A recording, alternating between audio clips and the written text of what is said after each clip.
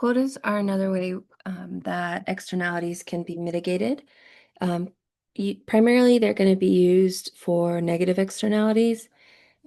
It's very difficult without using a subsidy to get producers to make more than the what is efficient, right? They're not going to want to produce goods that cost them more than people are willing to pay for them. So again, quotas are primarily going to be used for negative externalities. There are some cases where we see production required, like a production amount required rather than limited, and that's when the quotas will be used to address positive externalities. So, think for example during COVID, when the Biden administration compelled certain companies to make more masks or more rubber gloves or other PPE equipment. But that is often a less effective use of a quota. And what quotas usually do are aim to adjust consumption directly and production directly, how much is actually made or bought, rather than directly impacting the price. Okay.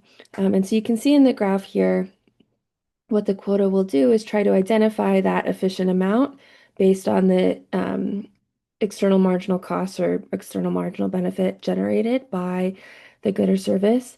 If the firm, or excuse me, if the regulators can identify what the socially efficient level is, that's where they set the quota.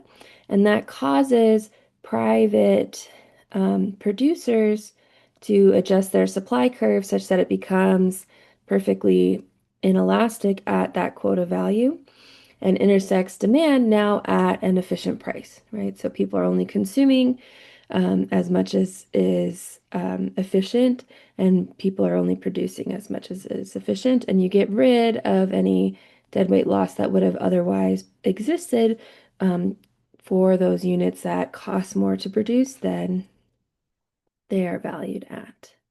Okay, so quotas are very simple. They're a little more difficult to use, right? Prices are much more flexible in terms of how people can respond to them. And so generally quotas, if you don't get them exactly right, are often going to cause a lot of unintended consequences. Whereas prices, if the good is valuable enough, producers and consumers are going to pay that tax. They're going to pay that subsidy to get access to the good. Excuse me, not subsidy, that tax to get access to the good. And so price interventions tend to have lower degrees of unintended consequences or negative effects than quotas do. But we're actually going to talk about that in the next video.